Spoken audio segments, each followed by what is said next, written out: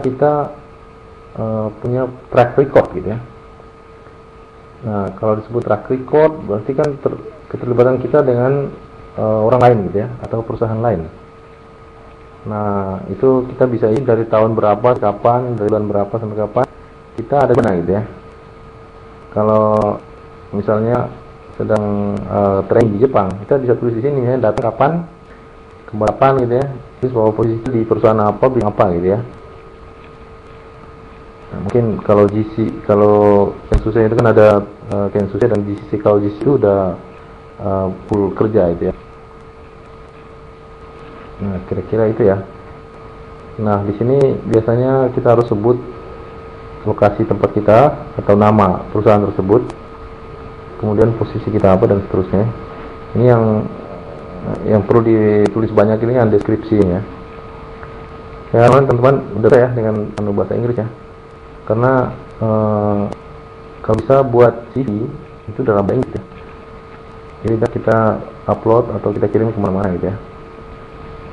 Kemudian kita lihat halaman berikut. Nah, kita lanjut lagi nih. Nah, seperti yang saya sebut tadi, bahwa kita pernah terlibat di mana itu bukannya sekali ya. Jadi kita harus tulis semua gitu ya. Nah, bahkan kalau misalnya kita pernah ikut dalam penelitian gitu ya, atau sebagai asisten apa itu juga, kita juga harus di sini ya. Ini sebenarnya saya nggak bisa mengingatkan terlalu banyak, jadi ada batasannya ya. Gitu. Nah, sekarang kita perhatikan yang nomor 12 ya. File task assignment ya. Sebenarnya ini ada hubungannya dengan ini sebenarnya nomor 11 ya. Ada hubungannya dengan yang lain. Work undertaken with best illustrators ya. Karena pengalaman kita dengan yang dibutuhkan oleh orang itu bisa jadi nggak cocok gitu ya. Nah, dia pihak penerima itu biasanya membuat TOR. Yang disebut TOR itu ini ya, TOR ya. Nomor 1 review apa gitu ya. Nah, kalau kita menyatakan mampu, berarti kita harus menunjukkan bahwa pengalaman kita itu ada keterkaitan dengan TOR-nya dia gitu ya. Kalau enggak, kita hanya menyebut cocok, kita dicocokin dengan TOR, itu enggak matching, berarti kan masalah itu nantinya gitu. Gitu ya.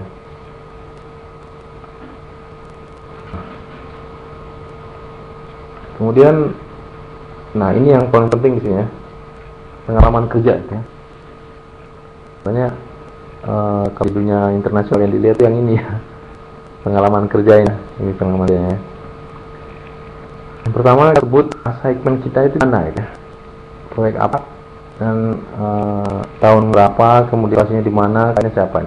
Kalau disebut klien itu berarti yang membayar ya, atau yang pemilik proyek ya. Nah, ini misalnya saat ini ya saya berada di Sri Lanka, saya ngerjain ini gitu ya, gitu. Di proyek jalan panjangnya 100 km, kemudian ini international tender dan seterusnya. Ini adalah apa namanya, subjek proyek ini ya, main fix ya. Kemudian di kita apa ya sebutnya. Biasa jadi pusat perhatian itu adalah apa aja yang kita kerjain dalam proyek ini, karena proyek itu kan orangnya banyak. Nah, kontribusi kita dalam proyek itu kan paling cuma 5% atau 10% gitu ya, dari banyak orang gitu ya. Nah, itu kita harus rinci kontribusi yang utama itu apa gitu ya. Biasanya kan macamnya kerjanya kalau bersifat kecil gitu ya. Nah, yang kita perlu tegaskan di sini itu laporan kita itu apa aja, kemudian terus statistiknya ya. Misalnya berkilometer yang didesain gitu ya.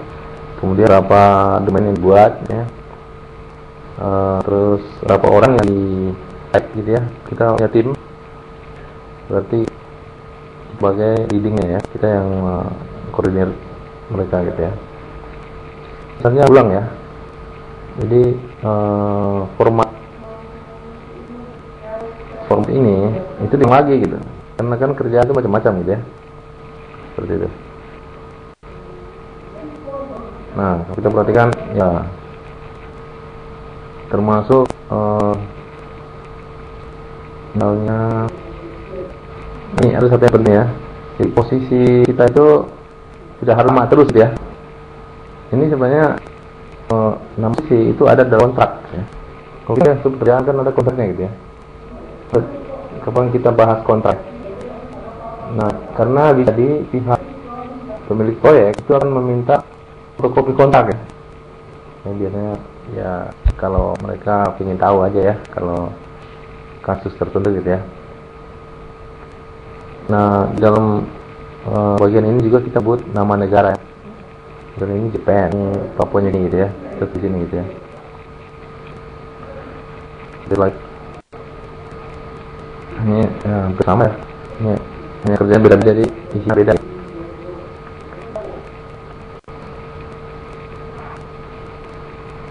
Kemudian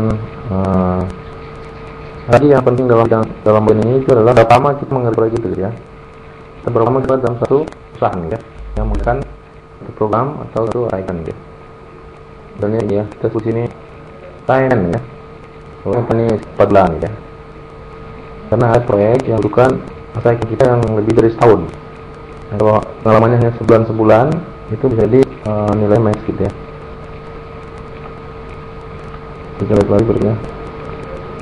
Ini yang sama juga, ini ada proyek di Indonesia ya, di Sumatera, Kalimantan. Nah ini juga Jepang, proyeknya Jepang. Ini kalau proyek di sini kan bisa beda ya, nanti kebutuhan kita. Tulis infrastruktur ini ronir ya. Sebenarnya orang yang nggak ada hubungannya dengan bidang ini menganggap beda banget. Kalau yang sektornya sekarang melihat ini bagian dari pelatihan proses ya. Jadi kerjanya sama ya, cuma nama posisinya aja gitu ya. Nah, ini ya, kita terus ke belakang ya. Kebetulan jualnya 11 halaman. Nah, di sini ada yang kurang ya. Ini sebenarnya ada tergantung dari employer ya atau pemilik proyek. Biasanya mereka meminta kita itu berjanji gitu ya, di bagian sini. Kebetulan yang ini CV-nya simple aja ya. Jadi kita menyebut bahwa yang kita tulis ini benar ya. Dan kita siap untuk didiskualifikasi ya atau dicoret gitu ya. Kalau misalnya ini salah gitu ya, atau ini nggak benar gitu ya. Seperti itu. Nah, kemudian untuk membuktikan bahwa ini yang buat atau yang asli ya sudah tanda tangan gitu ya. Kapan tanda tangannya harus disebut di sini gitu.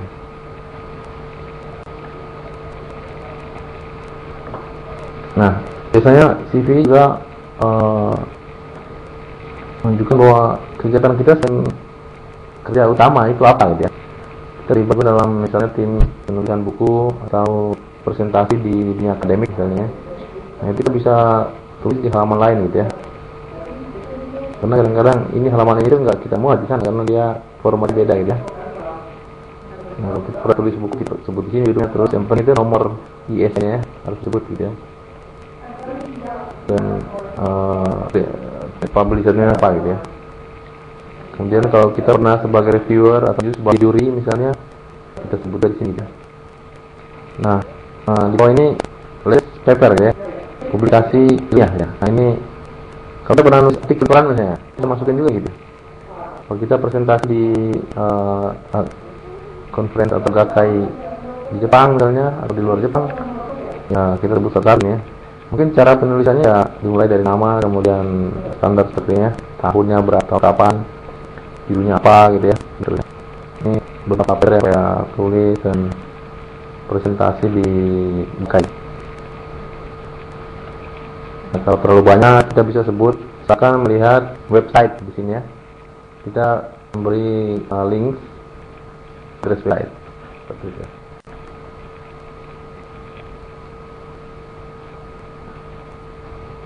Ya. Nah, kemudian kontak detail kita itu harus lengkap ya. Jadi kalau nulis sesuatu itu alamat misalnya pakai kode pos ya. Di Indonesia kan orang itu menganggap orang lain tahu alamat kita, padahal nggak bisa ya, semuanya harus full gitu ya. Kemudian telepon saya, kalau mobile phone-nya juga harus lengkap ya, email kalau ada di semuanya. Kemudian ada summary paragraf